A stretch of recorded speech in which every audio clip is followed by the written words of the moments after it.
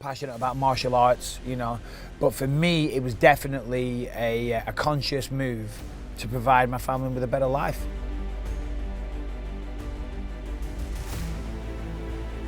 I'm not alone in this. As fighters, we all kind of worry about what we're going to do afterwards. But most people, post-athletic career, thinking, what am I going to do? And then part of the thing, and I'm sorry I give long-winded answers, but like when I was training, when I was fighting, I always pushed myself so hard because I never wanted to go back to working dead-end jobs in a factory or whatever. Boxing, you can only punch. MMA, you can punch, kick, knee, elbow, grapple, wrestle, jiu-jitsu, choke people out. Basically, any kind of effective combat technique that you can use is allowed, but you can't do anything stupid. You know, you can't stamp on someone's head when they're on the floor. You can't bite them. You can't poke them in the eye. You can't knee them in the balls.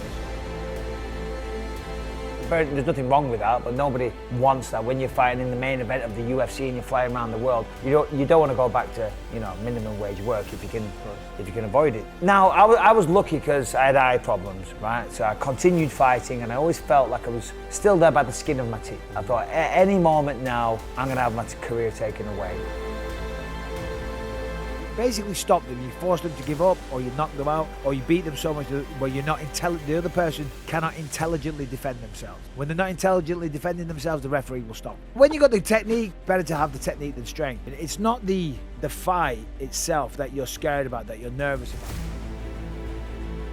The more you do anything in life, you get better. You know, the more reps, you get better. You know, I worked hard on slowing down how I talk and then over-pronouncing words, wins, losses, strengths, weaknesses, things like that. The research is another one of the challenges. You got to know your stuff. And as someone that became a professional fighter, it's no surprise that I was terrible at homework at school. We sign up for it, we choose to do this, and when you're getting ready for a fight, we spar many times. So getting punched in the face is not what we're bothered about. It's weirdly, it sounds strange, and I'm not trying to sound tough, but you get conditioned to it. You do. It doesn't really hurt because you've got the adrenaline going, unless you get knocked out. You're worried about losing. Listen, you win some, you lose some. I'm 38 years old. I've been fighting my whole life. It made you fucking hit harder, make you train harder. Individual basis, how you do. Some people age better than others. Don't the heavier weights go for a longer time because they rely less on speed and more on power. The lighter guys, they retire early. That's where the nerves come from, because it's your career, you want to be the champ. If you lose, obviously you have financial ramifications, your trajectory of your career goes the wrong way. The nerves, and of course you're walking out there in front of 20,000 people, the world is watching on TV, you know, you don't want to get embarrassed. And if you lose, you know, it's not like losing a football match. You lose, you're going to get the shit kicked out of you as well. I have to be understood. And if you live there and you don't get understood on a daily basis, I'm smart enough to change the way I talk a little bit, you know, be understood. I don't like to repeat myself 4 or 5 times, what I was terrified of, you know, because you see so many fighters, they go out there, they have a great career. And you know the best way to stop them trying to take you down is go at them like you're fucking trying to kick their ass. You know what I mean? So I'm going to go at him like I'm trying to kick his ass. I'm not going out there to score points and this and that. They say go, and I'm going to go. There's so many ways you can win and lose. You can't just go at the guy with reckless abandon. I kind of know what I'm doing. I've had a lot of fights. That's all I'd seen, do you know what I mean? I'm not making excuses for it because I'm responsible for my own actions to get into a fight. I thought it was kind of normal to, you know, if you had a problem to use your fists, because that's what I saw in the house, do you know what I mean? So obviously I was getting in a lot of fights. And I always had a flair for martial arts as well. I was good at that and I loved it because I wasn't good at sports. I've had more fights than anyone else in the history of the UFC, more wins than anyone else in the history of the UFC. So I kind of know what I'm doing here, you know what I mean? So I'm going to lower my base, I'm going to go at him and look to take him out of there. And when I do, no doubt, after a little while, you think money's a motivating factor as well. Cash is always, you know, everyone needs that. So, but I think he's okay. Then afterwards, they kind of, any money they did earn, they either waste it, spend it, get involved with bad business ideas, they waste all the money, and then they're on the scrap heap, and that always terrified me, and that's part of the reason I stayed around the fight game so long. But I was always conscious that obviously at some point I'm going to retire, so I was trying to use that platform to open as many doors as possible.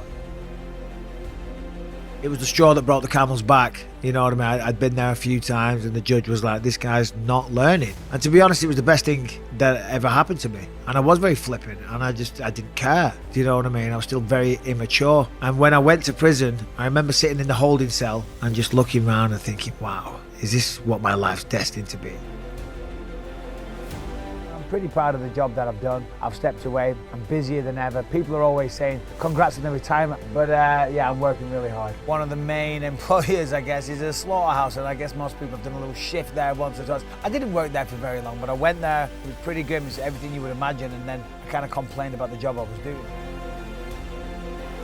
Surrounded by, no offence to any prisoners, the dregs of society. I went up to him one day, I said, hey Mick, I figured it out what I'm going to do. He goes, oh, what's that? And he takes his tool belt off and he's walking over. What's the big idea then? I said, I'm going to be a professional fighter. And I said, no. I said, trust me, Mick, I know what I'm talking about here.